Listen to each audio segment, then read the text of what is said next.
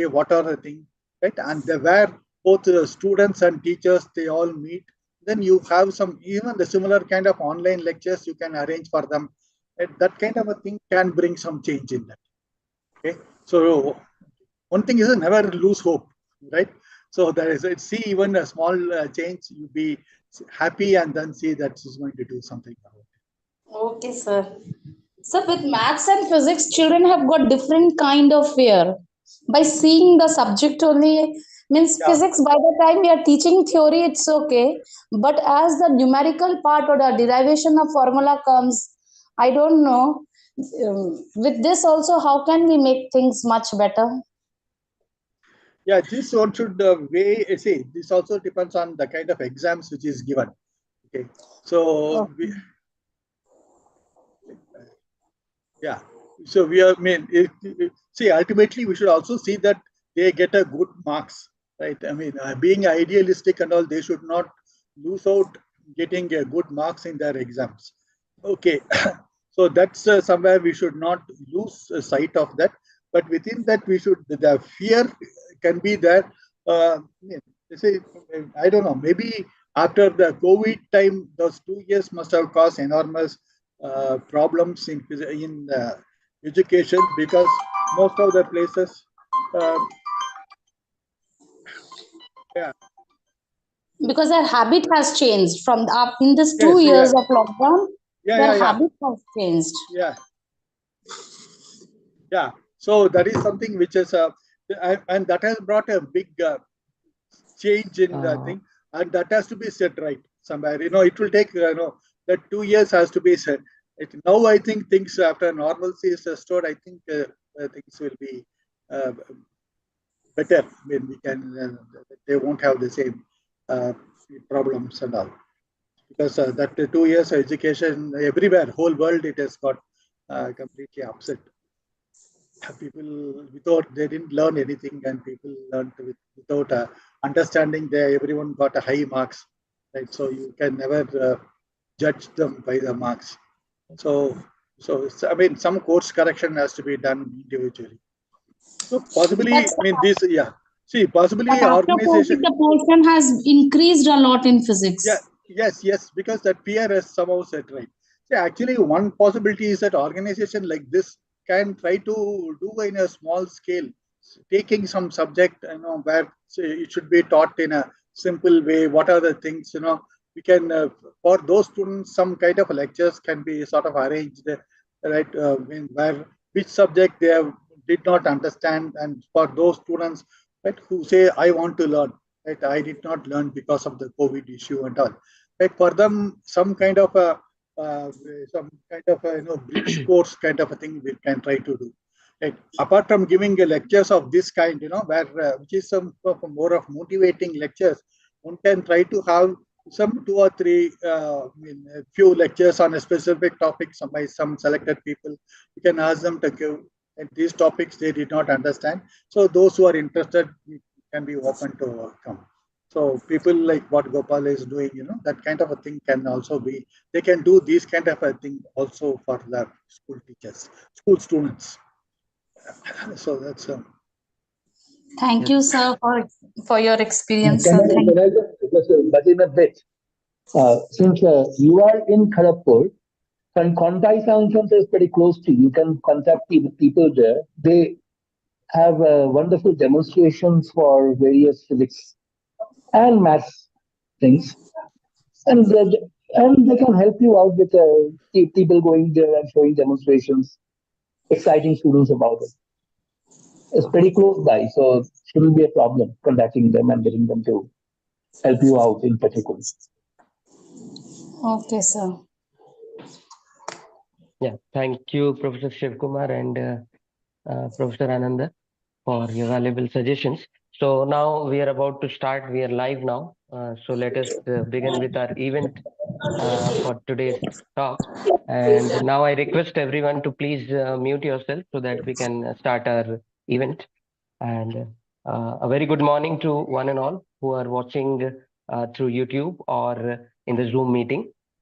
Today we are here in my channel, that is Gopal Mathematica. It is a science-based and mathematics-based channel where we have expert speakers talking on various present topics that are going on in the present world, and as well as the mathematics and other sciences related to school and as well as in college level. So my channel, I have started with an aim to motivate students in regard to science learning and mathematics learning, which is very required at this present moment. Because after COVID, a lot of people are suffering with the basics, and mostly you can see the school students, they have suffered a lot because they need proper guidance. As we go to college, we are enough grown enough to understand things well, but when it comes to school students, it's very difficult to manage things alone.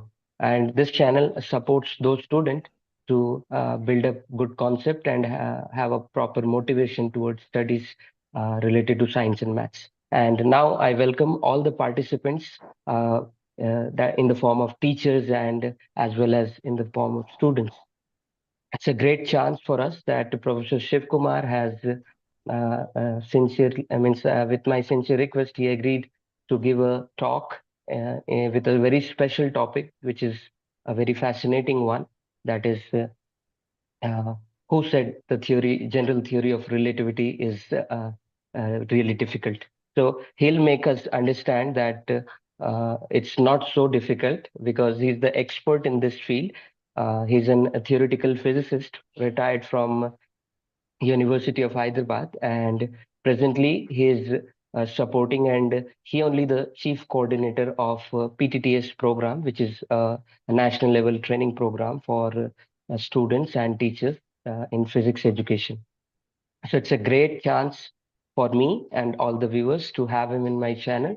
And I'm sure that right after the session, we all will be benefited enough to enlighten our motivation with great zeal, and we will look forward to learn a lot of things from this talk. And now I just want to give a short introduction about Professor Shiv Kumar. He has been very fascinating and very motivating to all the students since he has served a long period of time with the students of college, and he has done a lot of international talks in various prestigious universities around India and also in abroad.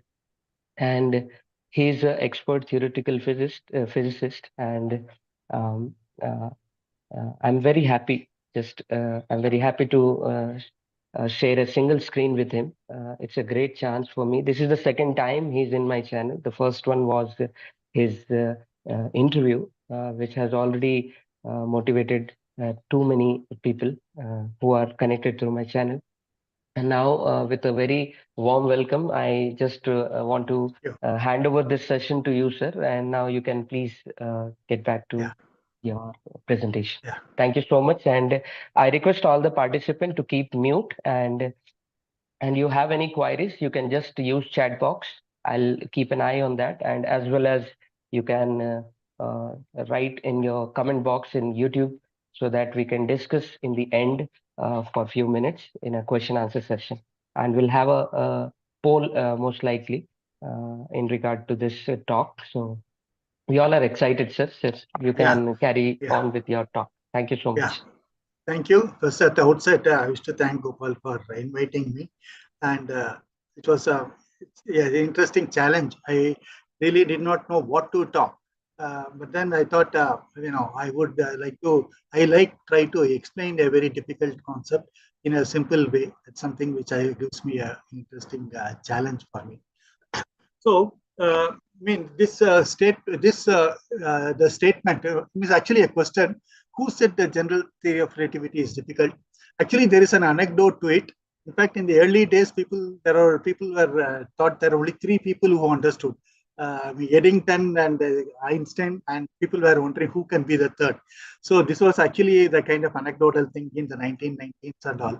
So that the subject itself has got an aura of being a very difficult thing.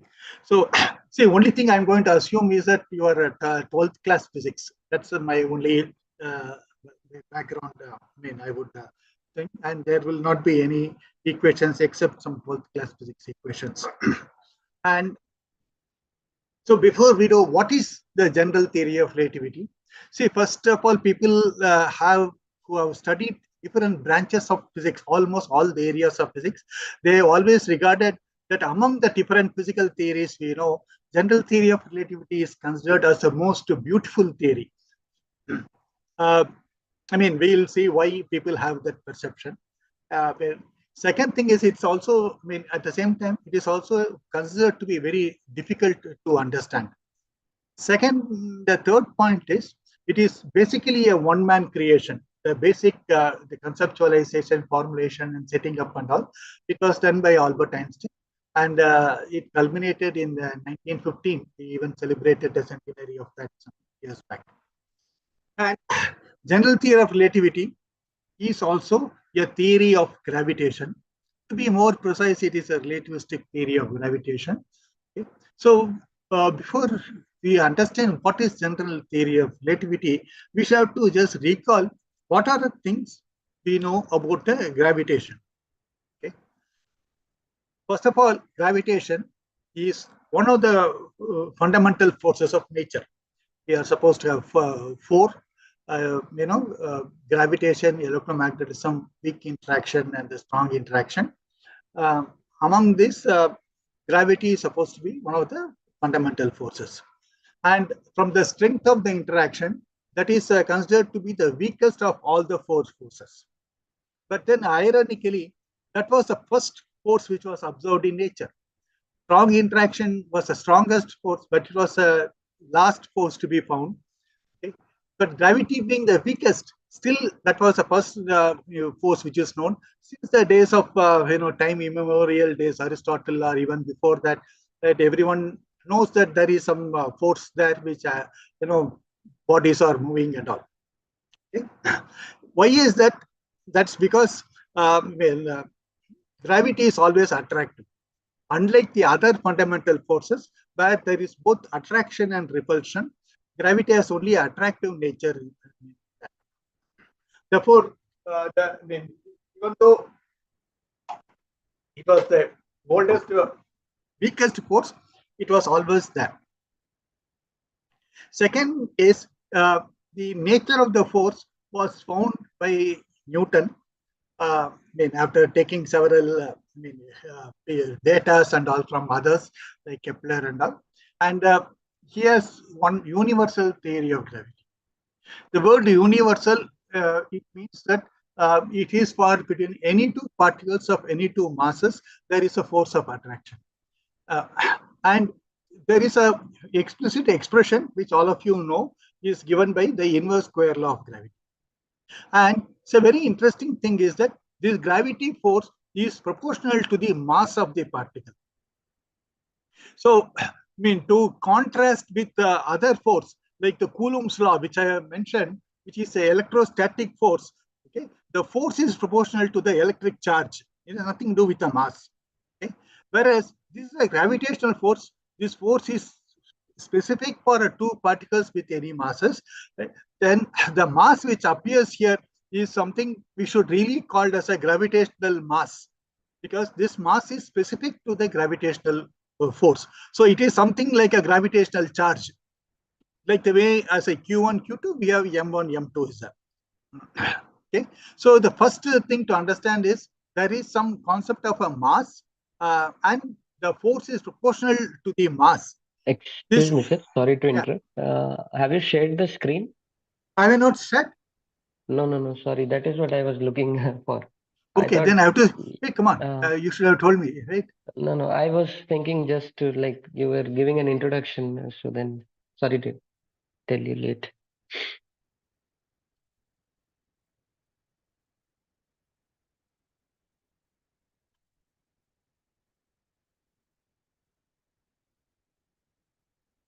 So, sir, your audio is mute. Left corner. Yeah. Now is it a screen? Is it Yes, set? Yes. So please go Start from back the to the beginning. Yeah, first. yeah, Yes, yeah. yes. I'm sorry. I'm sorry. Yeah. See, See, and what happened was, when we did a dry run, at that time, things were, yeah, yeah. I thought I didn't make any change. Wait, I have to Hmm. see how to uh, start the slideshow. Oh, yes, yeah. How to remove these things? Eh, Yeah, okay.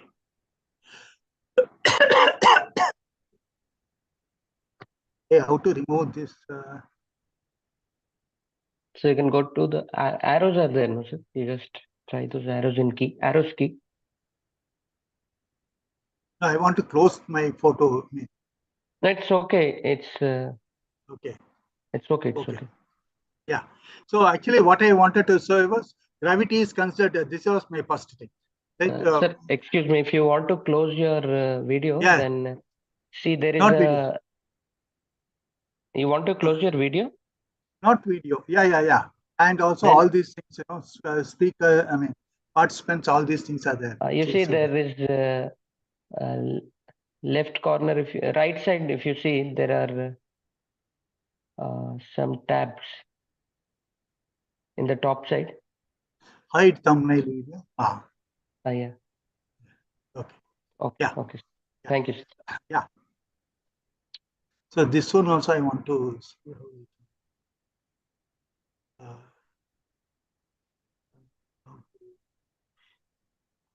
this is also something which is okay.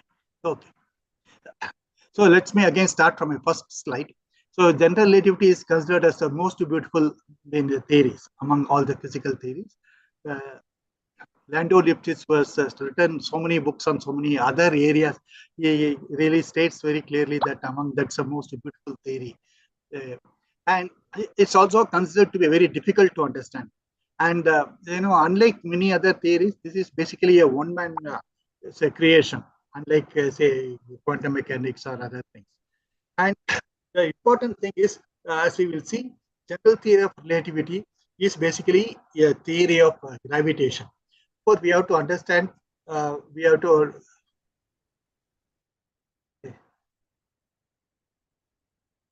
yeah, wait. Ah, right. So we'll recall what are the things we know about gravitation. Gravity is one of the fundamental forces, apart from the other four fundamental forces, and it is the weakest of all the forces. And despite that, that was the first force to be observed in nature. One would have expected, force which is very strong would be the first one to be observed, but that did not happen. Gravity was the first to be observed, despite being the weakest in nature. I mean, I gave an answer for that, but still, I'm not going to. And it may be good for you to think what is the difference between gravity and electromagnetism in that respect. Right, electromagnetism, magnet and all was discovered much later, right?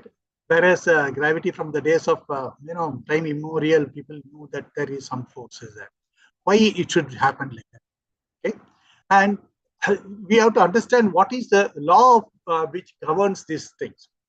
And Newton gave his one of his great monumental works on different things. Newton gave his universal law of gravitation.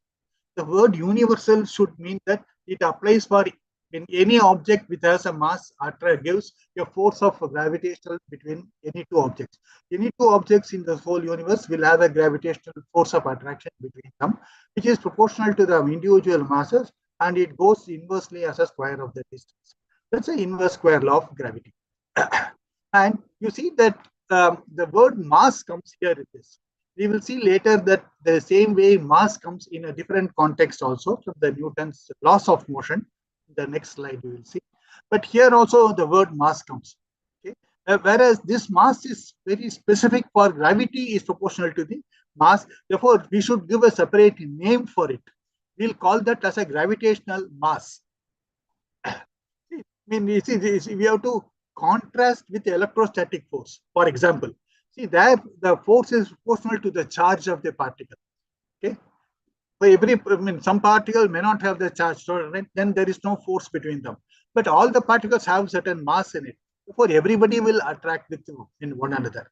And another, of course, the difference is electrostatic force has both attraction and repulsion. Gravity, there is always only an attractive force in it. But then the mass which comes in this equation plays somewhat like a charge in electrostatic force.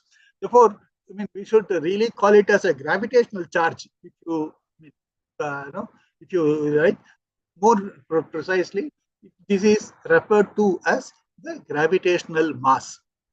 So, to distinguish between the mass which appears in a different context. What is a different context? That we will see. See, all of you know about Newton's laws of motion. So, let us recall what are the Newton's laws of motion tells.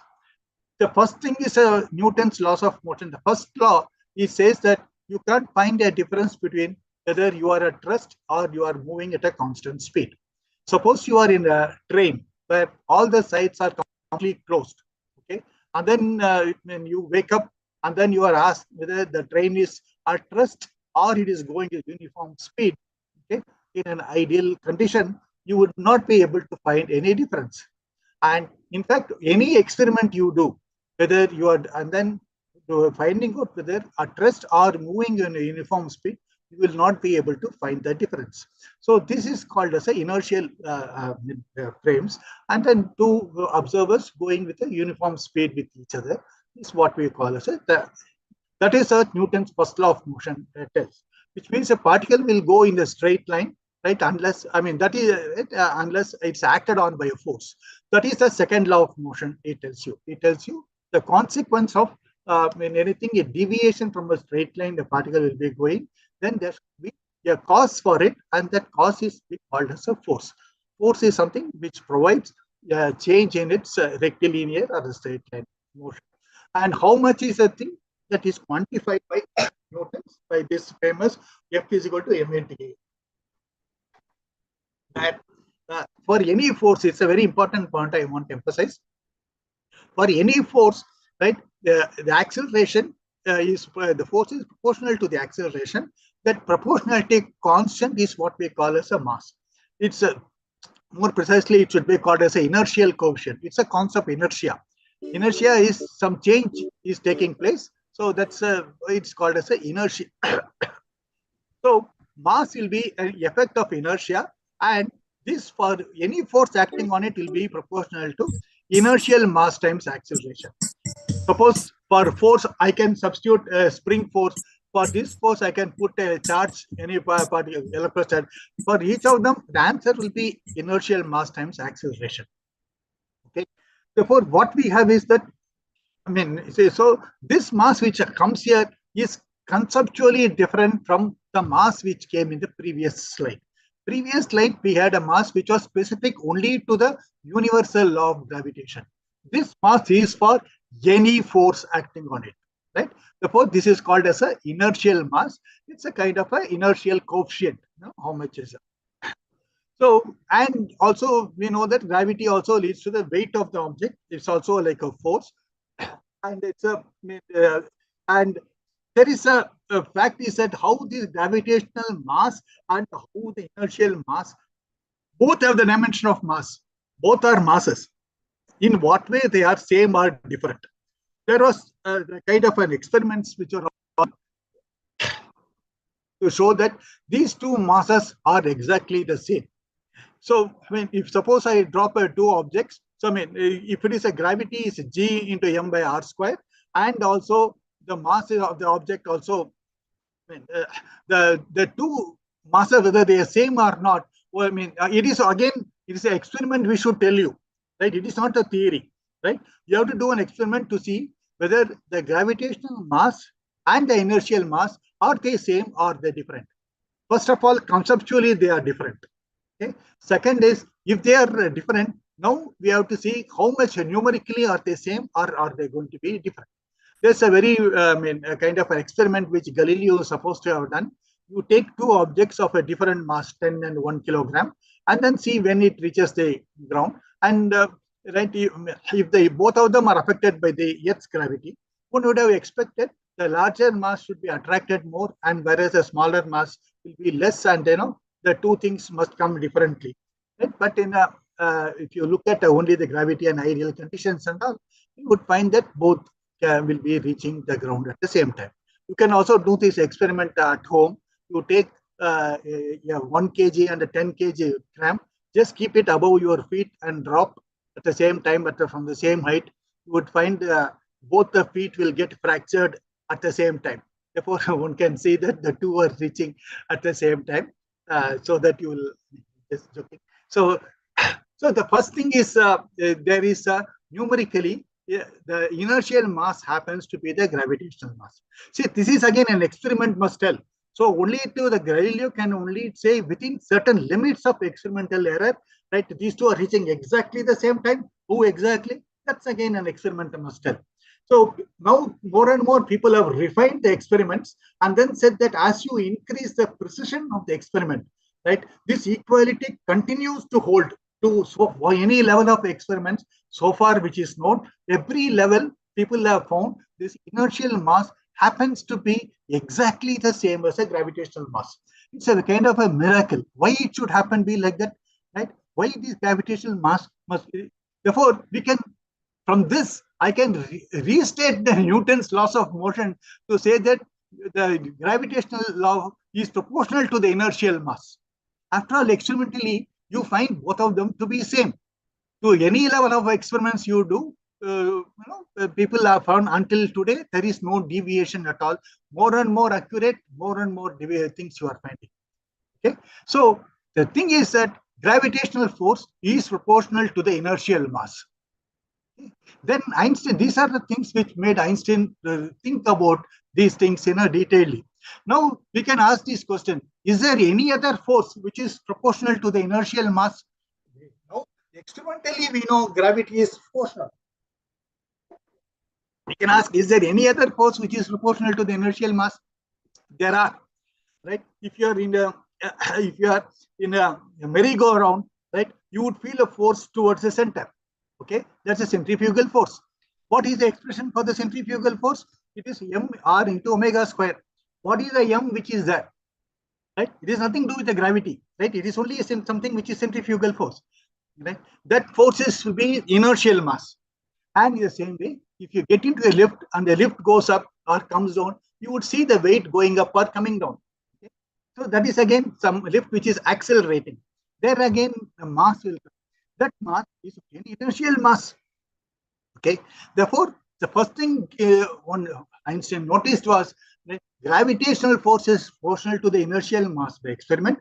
All the kind of forces which I see in nature, okay, these are the forces which are called as inertial forces because these are all forces which happens when you are in an accelerated frame of reference. When you are in a merry-go-round is rotating, therefore there is a centripetal acceleration. Therefore, whenever you are in accelerating frame, okay, you see there is a force. Okay, gravity also seems to be in there. Therefore, first thing is Einstein worried. The thought was, what is this? This also happens to be similar to the gravitation. Also seems to be like an inertial force. Okay. Now I'll be using the word inertial force. Inertial force means forces which happens when you are in a precisely in a non-inertial frame or when you are in an accelerated frame. This acceleration can be like a lift, or it can be in a merry-go-round, or it can be like a Coriolis force, like a wind going in a rotating body like the Earth. Right? These are all examples of inertial forces. Coriolis force is an example. Centrifugal force is an example. When you are getting inside a lift and going is an example. All of them are inertial, right? Inertial forces. Okay. Gravity also happens to be like an inertial force because G is also proportional to the mass. But then there is one big difference. Okay. So I can get rid of this centrifugal force. Very simple. What do? I just get rid of, get down from the lift. Right? Get down from this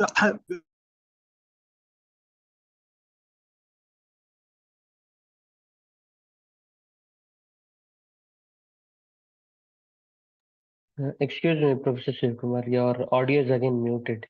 yes, because I don't Okay. know. Suddenly by hand. Yeah, Oh, now only for a few minutes, right? yeah, now it's okay. Now we can hear you. Yes.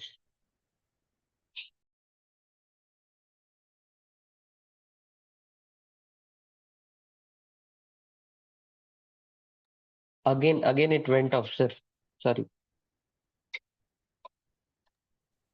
Yeah, I Excuse mean, me. why I didn't do anything? It's Maybe your earphone some is movement. getting down. Yeah. Yeah, so maybe just movement or something. Okay. Okay, now Yeah, we can hear. you can Yeah. handle it, right? You can unmute me, right? Whenever No, sir. It's from your end only. only I have to do only from me. Yeah. Okay. So can we get rid of gravity? Can you annul gravity? Right? Yes, it is possible. That is what Einstein called it as one of his happiest thoughts in his life. Namely, eh, eh, eh,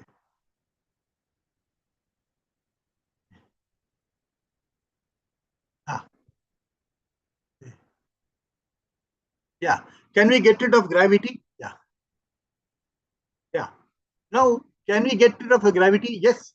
If you can have a freely falling system, if you consider a lift, the lift is cut, and if it falls, right, you would feel there is a weightlessness. Even without that, all of you would have noticed that when a lift is sort of coming down, you would a bit light. Okay. But I mean, that happens because there is some amount of acceleration.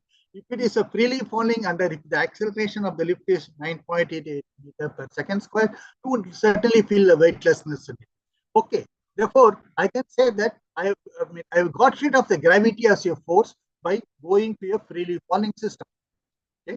Now, how much these two are sort of equivalent to each other? How much this gravity and accelerated form are really same? Right? Is it an approximation? Is it the same? Right? That is what is been raised by Einstein to call it as a equivalence principle. Equivalence is effect of gravity is mimicked by any accelerated frame. Now, what we need to do is, I will ask, what are the things I think it is going to happen in accelerated frame? Then I will say the same thing must be happening with the presence of gravity. Okay, that is an assertion. Okay, that assertion, whether it is right or wrong, it should only be the experiments which we must tell. Okay, so this is why this is what makes this Einstein's theory very beautiful, because he could really, like a Sherlock Holmes, he could make a deduction step by step how it sort of went. And whatever I said, I have only told it like a story. He completely quantified these things in a way much beyond imagination. Suppose I consider I'm in a rocket, okay, and now that rocket, maybe pointer is going. Yeah, this rocket, right? It is going in an acceleration. Okay? Now, what I mean, suppose I drop an object, right?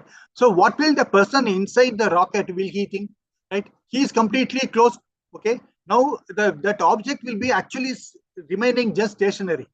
But the fact that it is acceleration means that the bottom of the rocket, that bottom of the rocket will be accelerating, and it will hit the object. The object is just stationary, right? The object is stationary. The bottom of the rocket just keeps hitting, right, this object.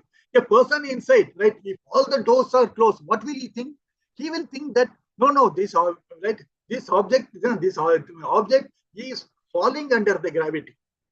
Right? Therefore, then if we can find a way of measuring the gravity and weight and all, if it happens to be 9.8 meter per second square, oh, he will be thinking, oh, I think I must be on the earth. Okay. Therefore, in rocket, which is going at 9.8 meters second square, right, will, and whether you are railing on this one, right, these two, you cannot be able to distinguish between the two cases at all. Now, we can ask, what are the things which is, this is the equivalence principle. Equivalence means there is a equivalence between the gravity and accelerated frame of reference. And the claim is that only way the effects of gravity can show up is the way the effect of gravity comes out in any accelerated frame. Okay? So, uh, so I mean, it's the basic thing is that you cannot distinguish between accelerated system when there is no gravity, and a place with gravity when there is only like inertial frames or nothing is there, but you are in the presence of gravity. These two cases you can never distinguish between the two cases. right? That is an assertion, or that is a principle Einstein enunciated. He said, called it as an equivalence principle in that. Right? Now we can ask, what are the predictions from, if this is true, what are the predictions one can sort of make in that? Okay? So one thing one can ask is, suppose I am inside a lift, okay, right? The lift is sort of accelerating up, right? Somebody is sending a light, right? Somebody, a light is you put a small pinhole in it, and then the light is coming. Okay, a person inside, his opinion, right? See, there are two ways to look at it, right? How a person inside will see. Second is how the person outside, like you and me, we are here and ask what are the things which happens to the inside the lift, right? We too, how we will see. Well, the way we will see is the photon light is coming straight, whereas this is undergoing an acceleration, right? Instead of hitting straightly, right, it will be just going a parabolic path, right? Whereas a person inside, what he will find is this light is bending. You would have, if you there's a pinhole, you would expect the particle, the light to hit the pinhole on the just on the opposite side, but it won't happen. It will just hit down here. This happened because the light is going in a straight, because the bottom of this lift is just going up, right? At every instant it is going up, right? It will hit at the below, right? That's the way it will, that is what happens once you see something from the outside. Whereas person in this inside, he is completely closed, he does not know, right? Therefore what he must be predicting, oh, if I put a light here, the light should be bending inside this gravity. I know a projectile motion, projectile bends under the this, therefore light is also bending. Therefore, right, he will think that there is a gravity due to some object, and if it is a 9.8 meter per second square, he would think that I am in the earth. But then he will also find the light to be bending. Therefore, if the equivalence principle happens to be right, this should happen for any gravitating body, right? Anybody which has a mass, light should be bending around it. But it is not just to say that light bending alone.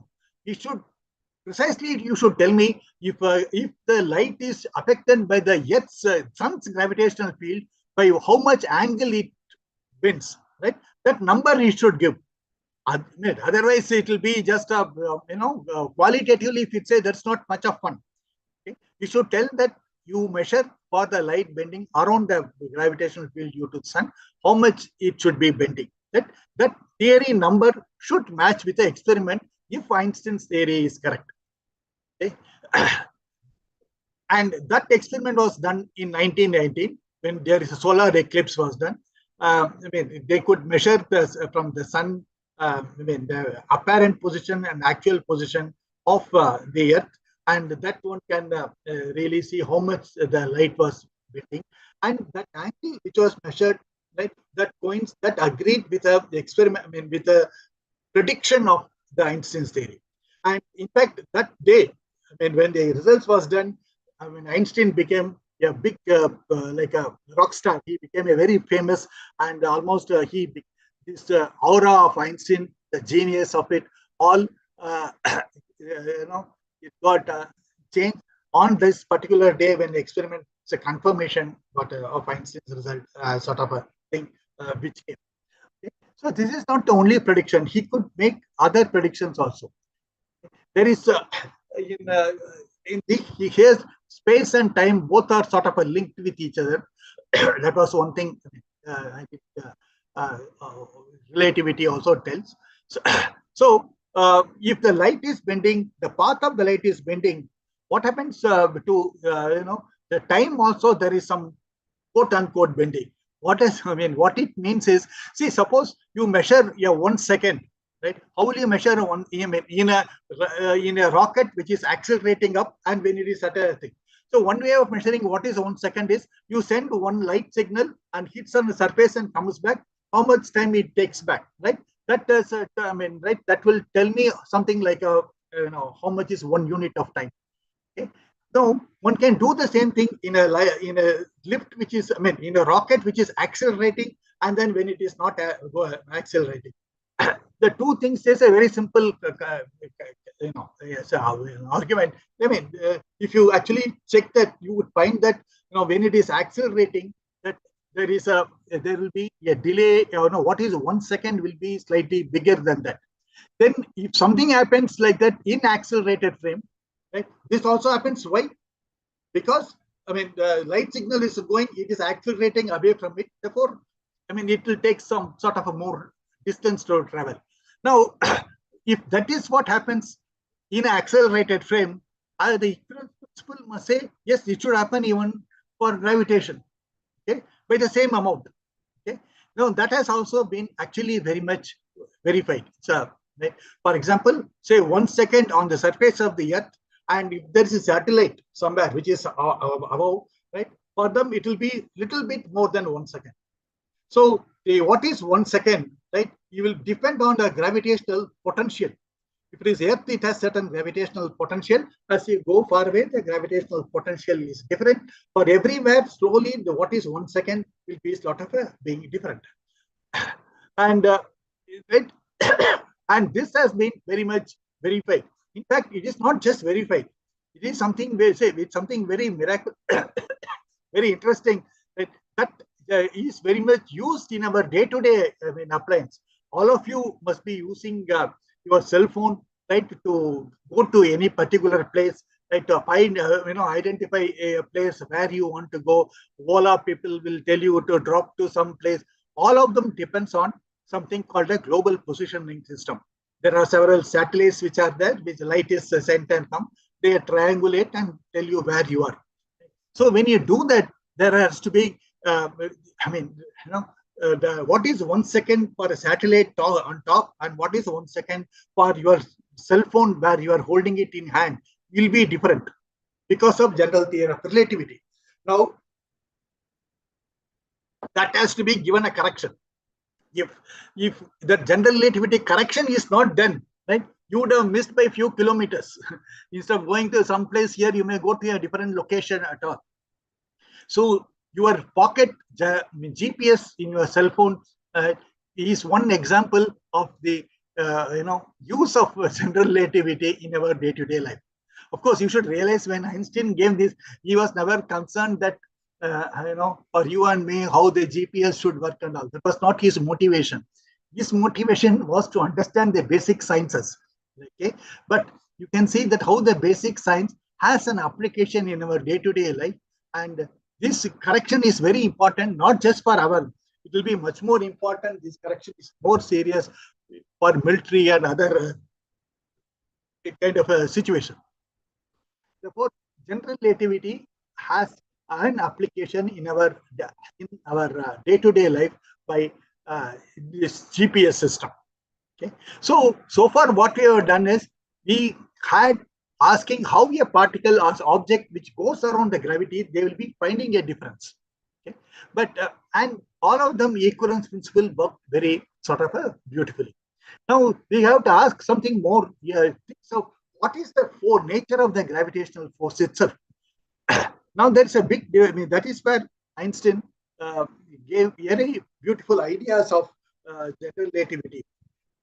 Now let us come to asking, is gravity a force? Because we know inertial forces are not really a force, right? Because you make a transformation, you are getting rid of it. Now we can ask, is gravity a force? Now again, let us recall what we have learned from Newton the very first time when we learn. Say a particle going on a rectilinear or straight line motion, we say there is no force acting on it. Okay, instead of going on a straight line, if it goes on an elliptic orbit or something, then we say there is a force acting on it.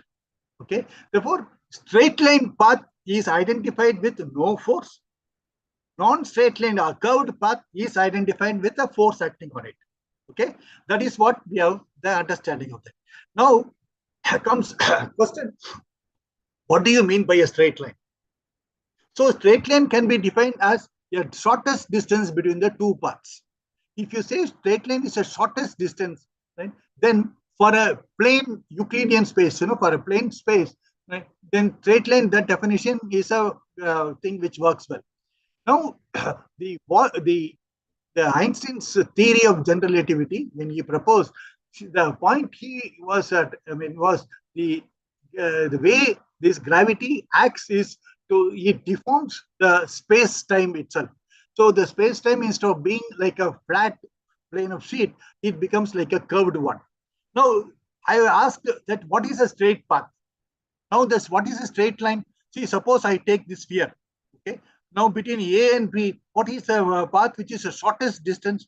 Right. So, shortest distance is this one. But is it a straight line? It is a curved path. Okay.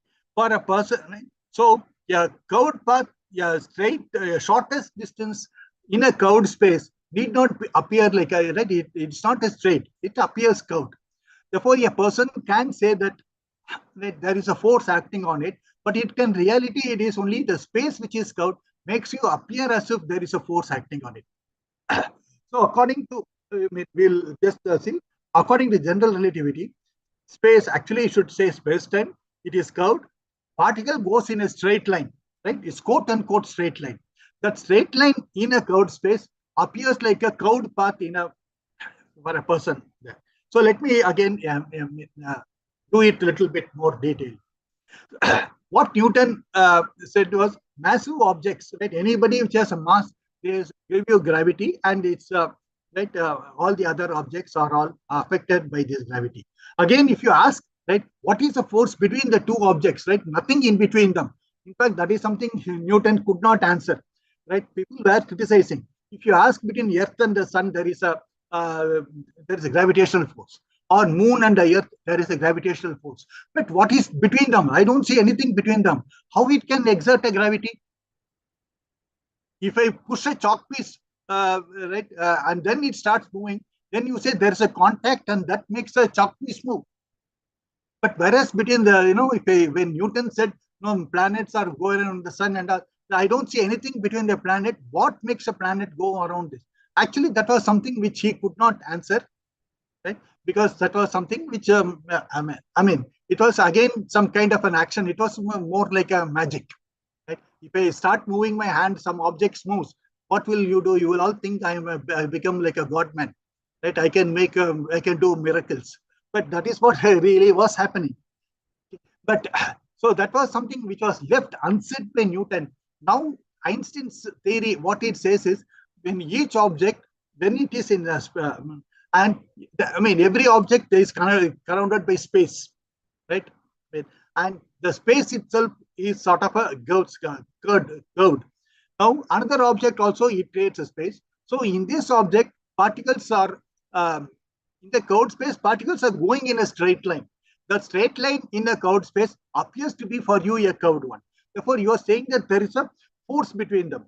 So, for example, in this object, right, there are two objects starting at the same point. Then each of them goes by a straight line. But then for somebody on the topic, we will think that they are getting attracted to each other. Therefore, they appear like a force. Therefore, gravity also, the concept of forces gets abolished. Right? Every particle goes in the presence of gravity by a quote unquote straight line. Right? That goes by the shortest distance. And that shortest distance appears to be like a gravity for an outsider. See, all these kind of thing is what completely made us rethink of whatever it is known. Right? So not only Einstein gave this thing not just as an idea, he quantified it. That was the important part of it. He quantified everyone, gave mathematical expressions, and then said how, and not only that, he also told where you should go and check for it. These are the three things which makes Einstein very, brilliant scientist to work. Because, I mean, and also the associated mathematics for it, he also was not well known. Right? He himself has to learn, and he has to teach, others. Okay. So first thing is he gave the field equations, like for gravity, what should it be? And then he gave predictions of what are the ways to verify. There are a lot of interesting predictions and all made, like a Mercury's orbit. There was something which was not understood. Newtonian law always gave something, right? And then this bending of light, right? And like that gravitational time delay, all of them he quantified and tell what these are the things which should happen.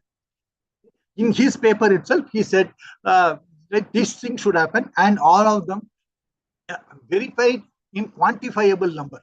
He said it should happen by this number and that number it should happen. See, physics, that is what it is. Physics is quantifiable theory. These experiments, and it should give, theory must give certain number and experiment must agree with that number. The two should match within the limits of that experimental error. If it matches, then we say this particular theory is good. Right? It is not just telling some kind of a qualitatively saying this what should happen. That is not doing science. Right? That's not a right? That is not what makes a complete theory. Right? It can happen as an intermediate level, but as a complete theory, this is what should happen.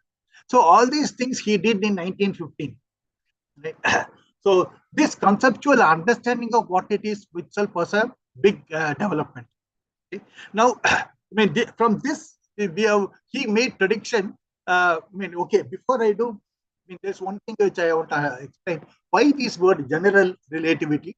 Because this should be contrasted with the word special relativity. Special theory of relativity tells you what should be, it should be relativity between all the inertial frames of reference. What it tells you is everybody will be able to make predictions within different inertial frames. We will all agree with what is going to happen. That invariance is what is called as a special theory of relativity. General relativity tells you that you go beyond restricting to inertial frames. You go to the non-inertial frames also. Physics of law must be the same for all frames of reference, including inertial, including non-inertial frames of reference. And that covariance, that the equations should be the invariant same for all the frames of reference within the non-inertial frame is what is called a general. The word general is to distinguish from special.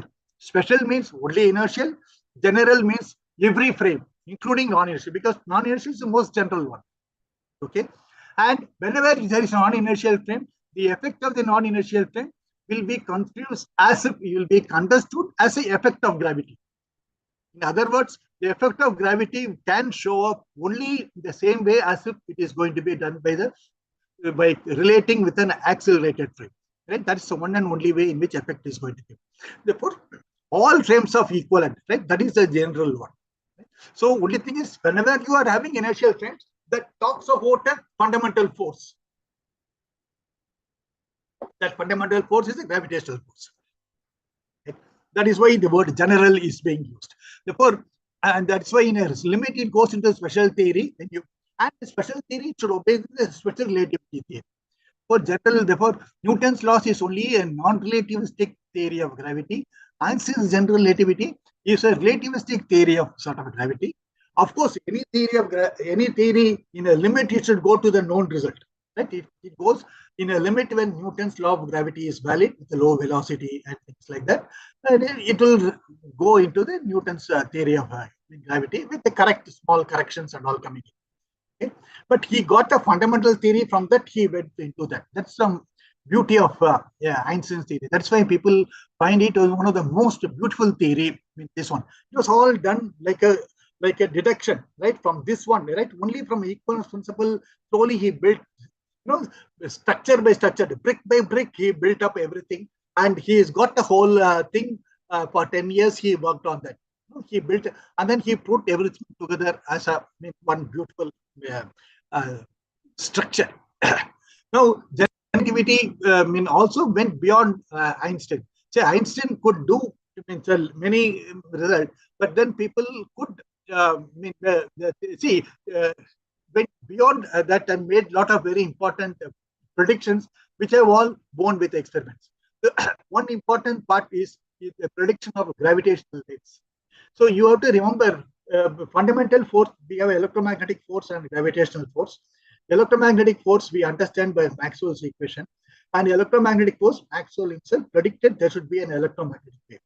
Electromagnetic wave comes when there's a charged particle which oscillates about this, right? And then the electromagnetic waves, all the features, right? We know it has two states of polarization, right? It has all the.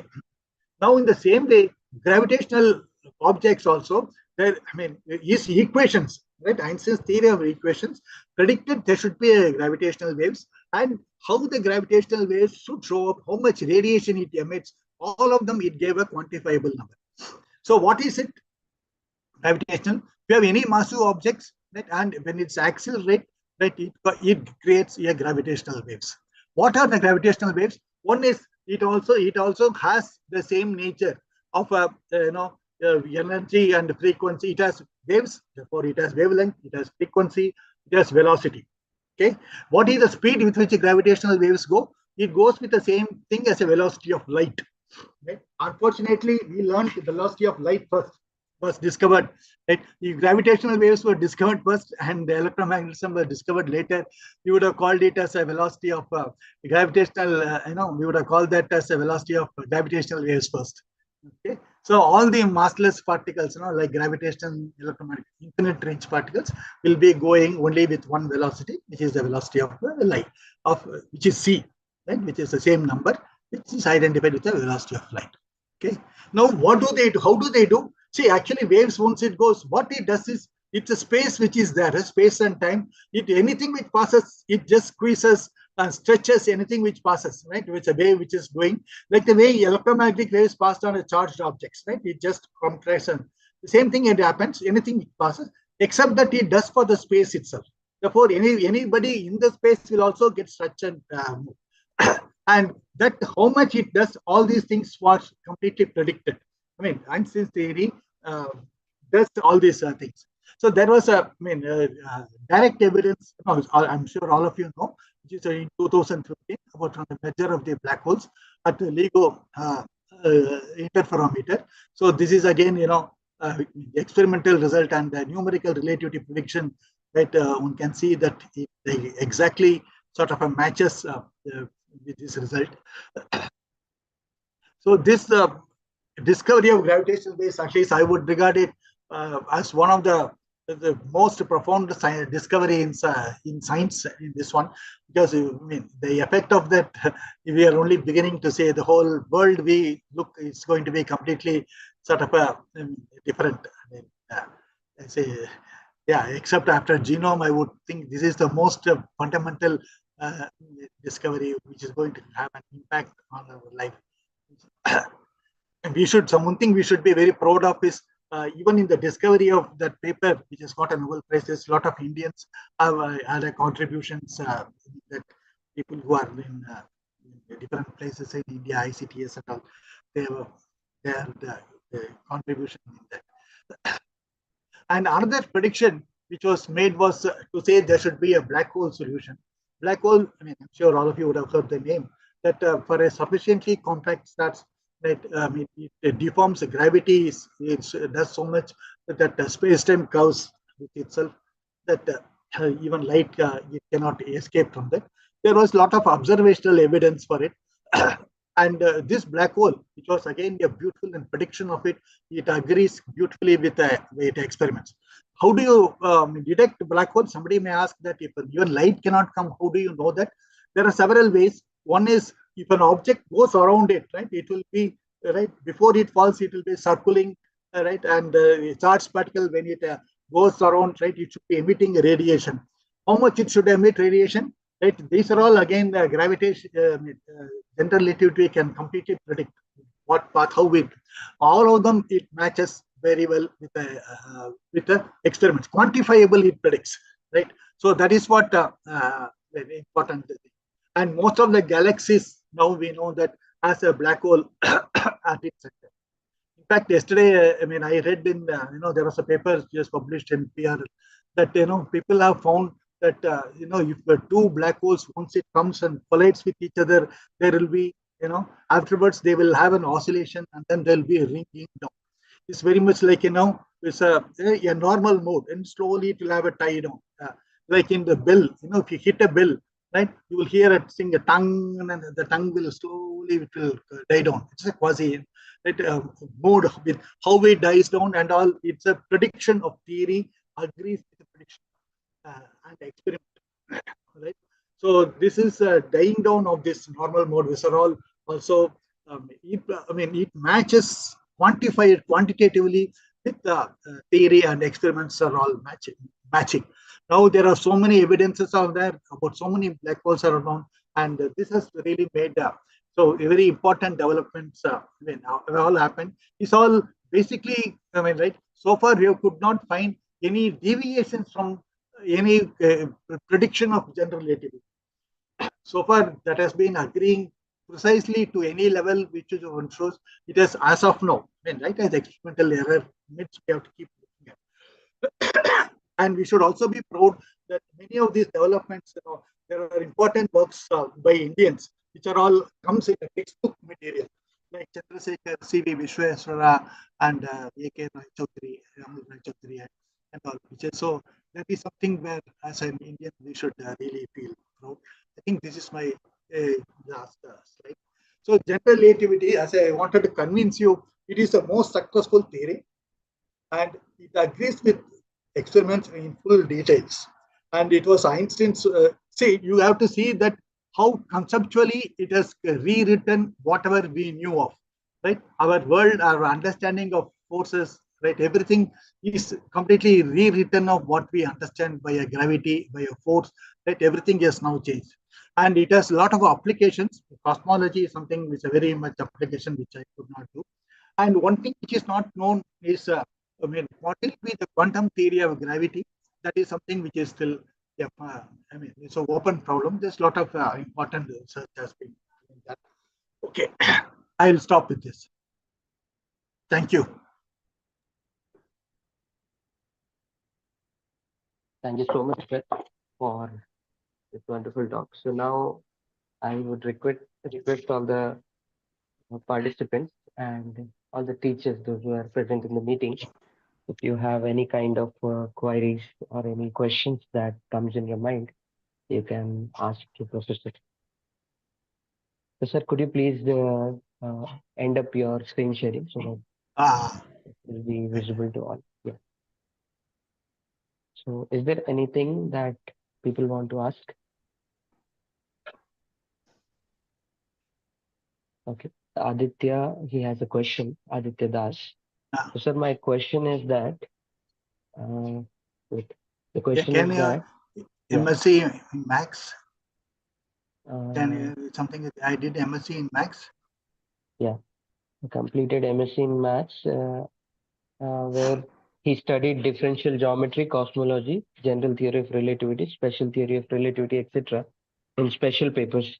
Do PhD research under professor of physics or astrophysics. So you want to ask under which he can go for PhD, like for physics or astrophysics.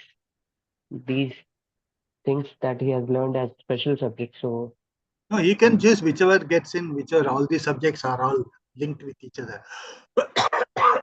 and Whether you do it for gravity or apply gravity for astrophysics.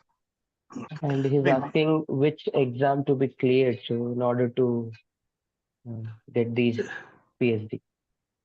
I mean, if he has to go for research institutes, I think there are JEE exams is there. And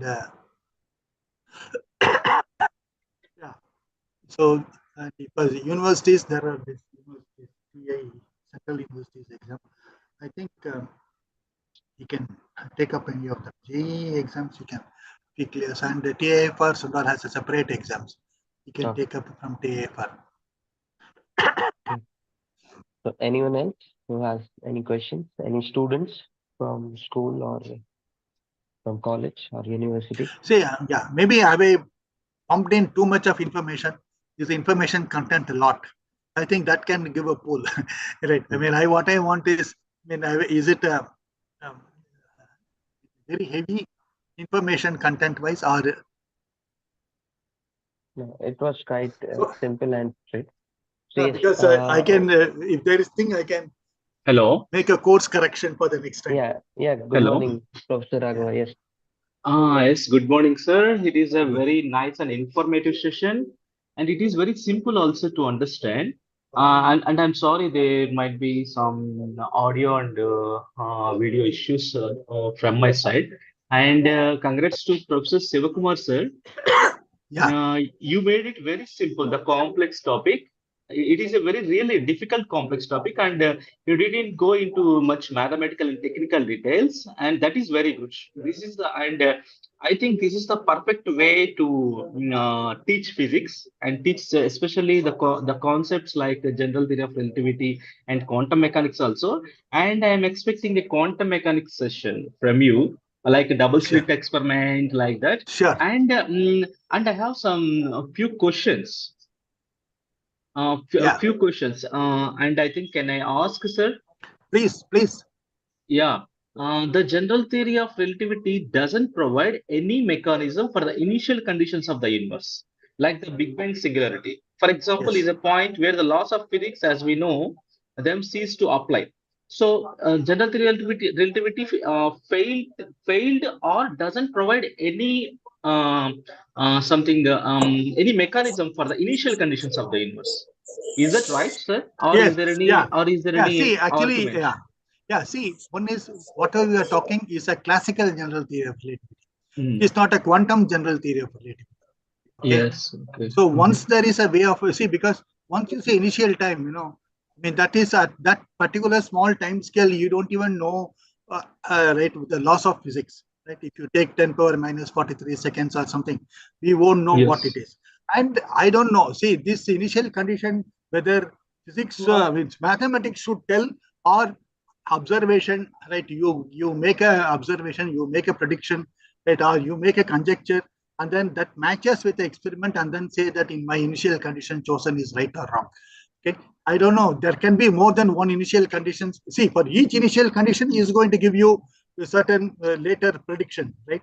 And no, suppose I want to ask a similar question for electromagnetism, right? What will be the similar question? Only difference is that you are applying for cosmology, therefore you can say for the whole universe.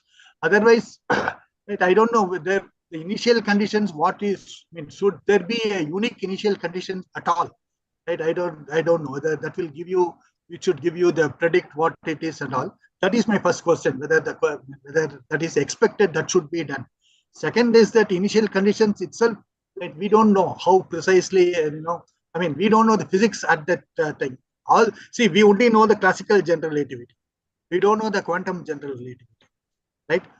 So, I mean, it is certainly, I mean, far ahead, right? I mean, the subject, So that means we need more advanced mathematical formulation, or like interpretation should be no, different. no, no, no. It is not interpretation or anything. The subject should develop, right?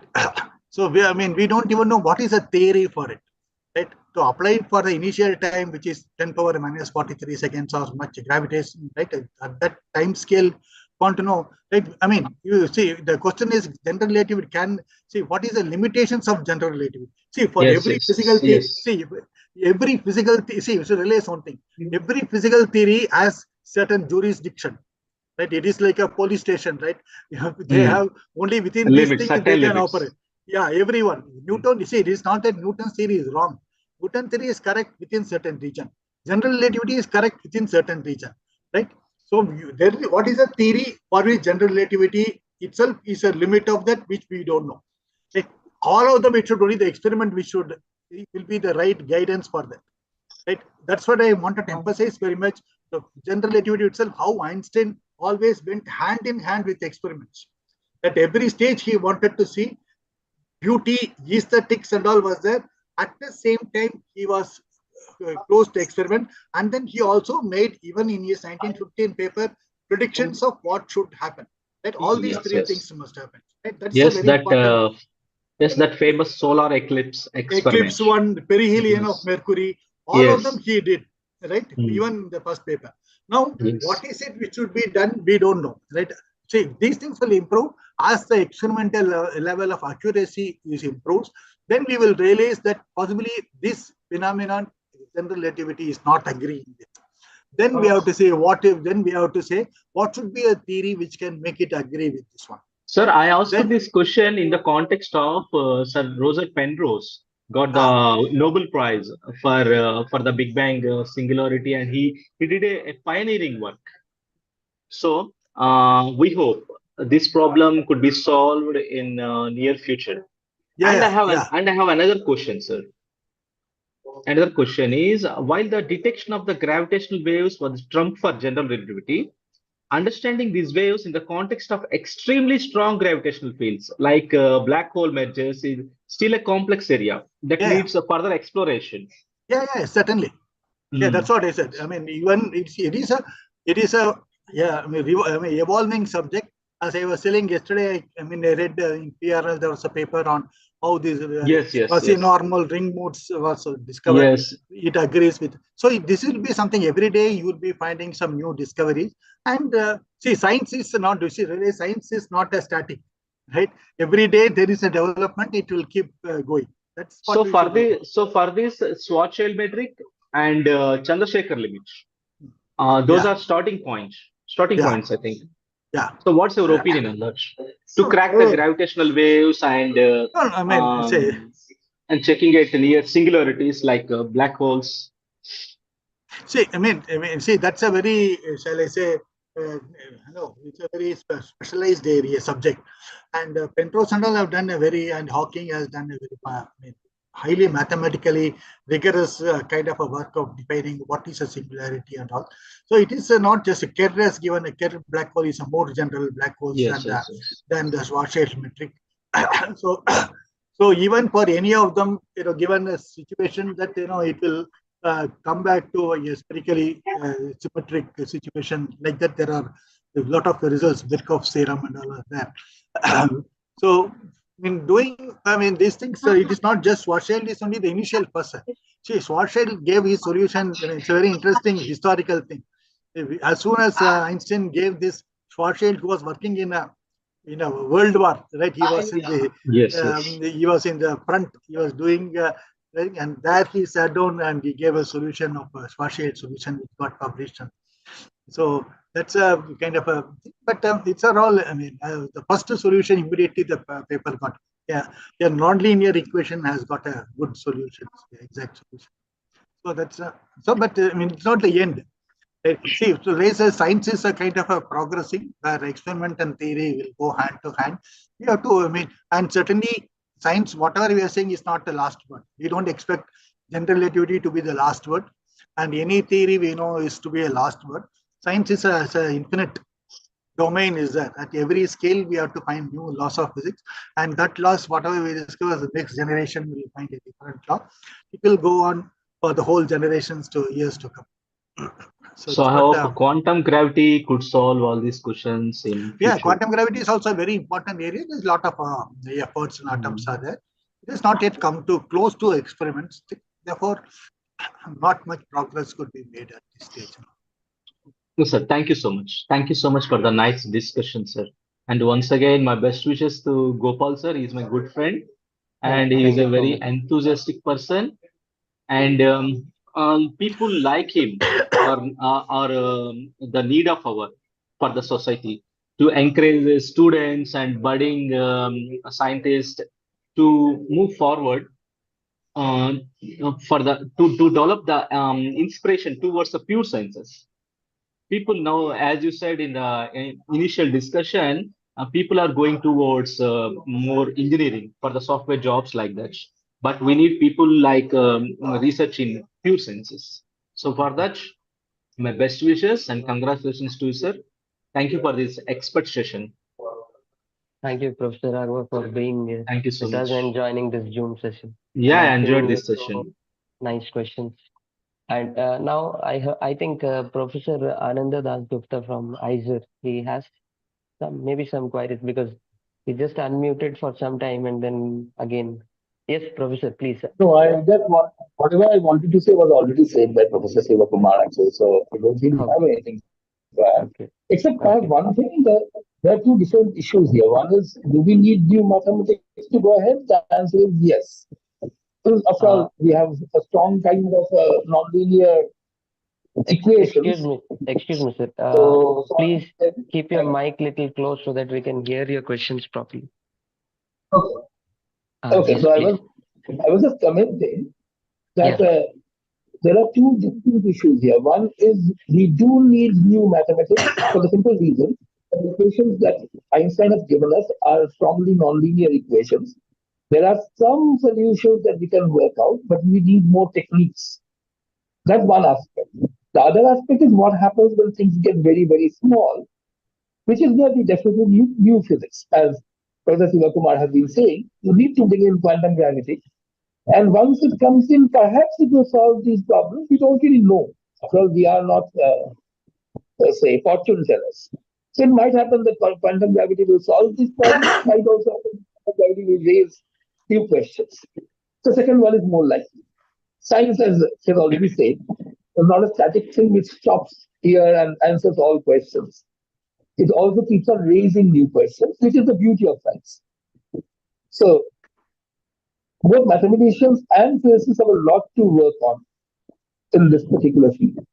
Actually, I It's mean, not a great just problem. Yeah. yeah. In fact, many progress in recent times in gravitational waves, black holes, all of them happen because developments of numerical relativity. I think Right, right. numerical relativity is a very Numerical important. relativity is We, hugely yeah, important. it's just simulation and also how to adapt it for relativity for this problem. Because numerical relativity development has really caused the major developments of discovery of gravitational waves, discovery of black holes, and all of them. Therefore, there is really a lot of scope for people who are good in computation, good in mathematics, and also who like general relativity. They all to join together, and more developments in numerical relativity takes place. I think much bigger problem, much more difficult problems can also be sort of solved. Breakthroughs in numerical relativities is what really brought so much of developments in gravitational waves and detection.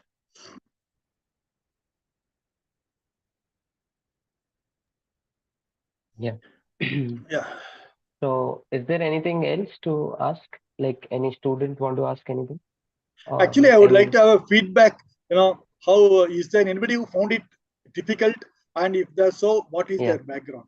If So that for please. me, that would help me to see next time if I have to give a lecture of this kind, right?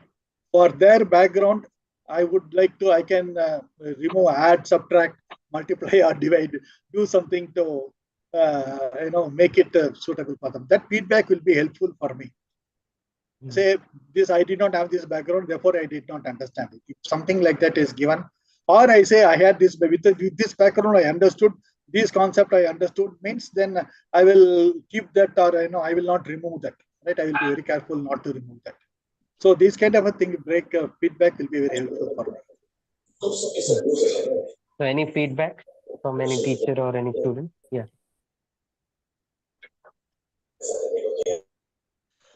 Yes, Smita ma'am. Do you want to say something? Yeah, students can put off their mic and they can speak up. There is no problem.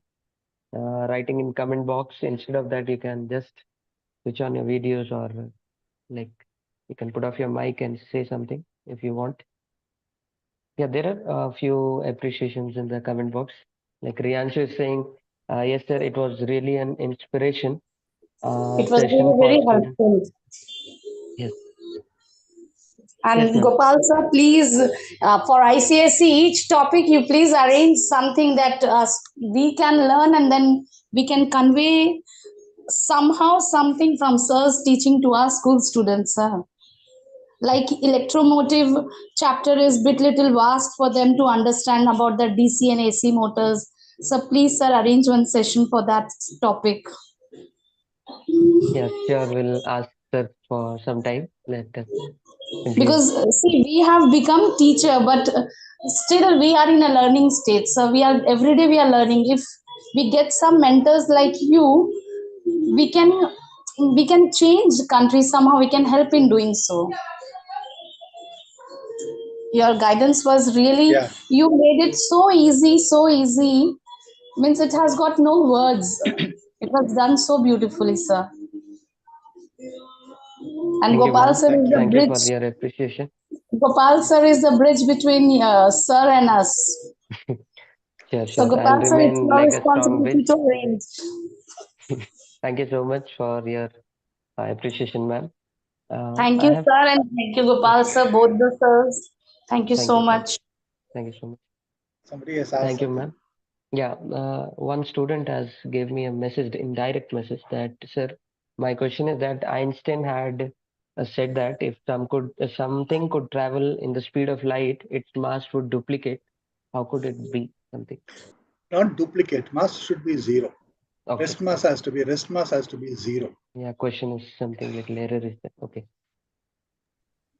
Yes, No, sir. I think what the question really meant was the fact that mass apparently increases with speed. That kind of thing is what they're Uh, asking about, I guess. Is it? But that's Mass might so be, increases. basically Mass is increasing with a, yeah. the speed goes up, but that's a relativistic mass. So what exactly that means? I think that's what confuses students often. yeah. Yeah, actually, in fact, I would feel that teaching special relativity would have been more difficult than teaching general relativity. That's something I always feel. It'll be somewhat easy. The special relativity is more kinematics, and people have more difficulty in understanding. So, I mean, the energy is also, because many words we use the same words with a different meaning. That gives a more confusion for them. Right? The same energy we used, and that has a different meaning.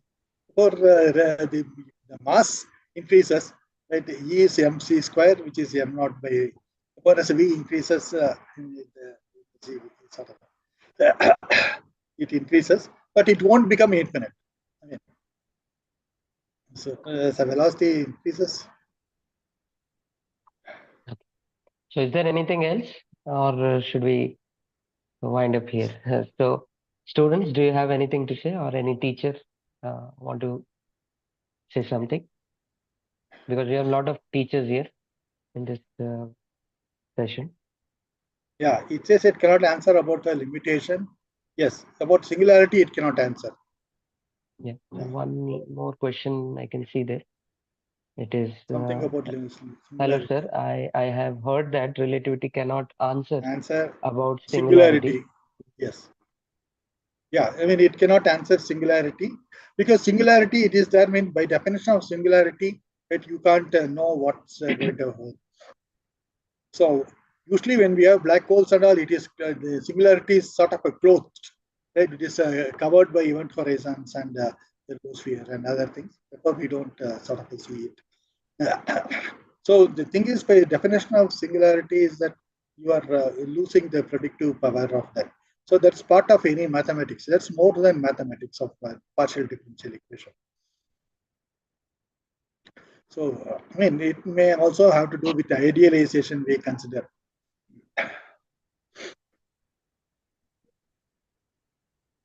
Okay, I think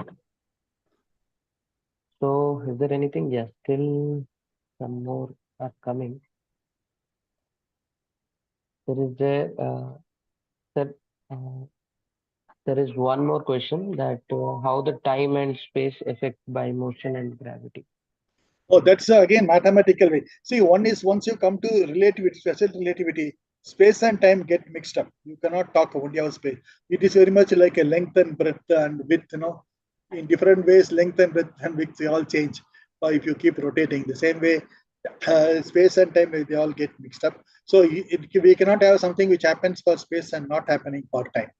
Therefore, this bending and time delay and all of them is to some extent how the space and also time both gets getting affected by. So that is, I can only, motivate it by saying that what happens in accelerated frame, that how the time appears to. Then you say that this happens for gravity, therefore this should happen for gravity. Right? That's the only way one can motivate it. I mean, non-quantify it, non-mathematical.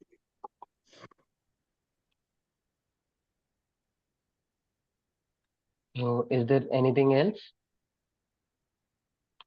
or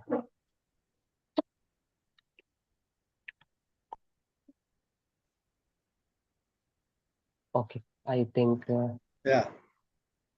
still again one more. So, sir, we have found one way of manipulating time and space by our motion. No, Is no. there anything else? He's saying something, Ayush Vishwakarma. I don't know what. What was the question? Okay. What was the question? Maybe can you phrase it as a question? Yes. So Ayush, could you just switch on your mic and ask it directly?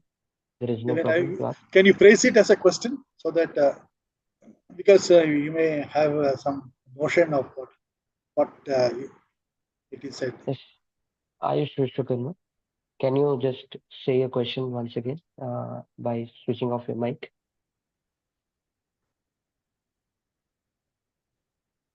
Okay, I think he's a bit shy to Okay. say, but once again, I'm reading his question. It is, sir, we have that found one, wait, we have found, excuse me.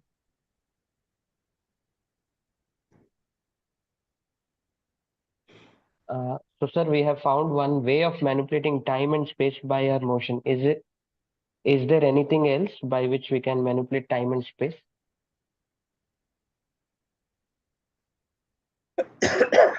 So, generally saying that by motion we can manipulate time and space. Is there anything else that manipulates space and time after motion?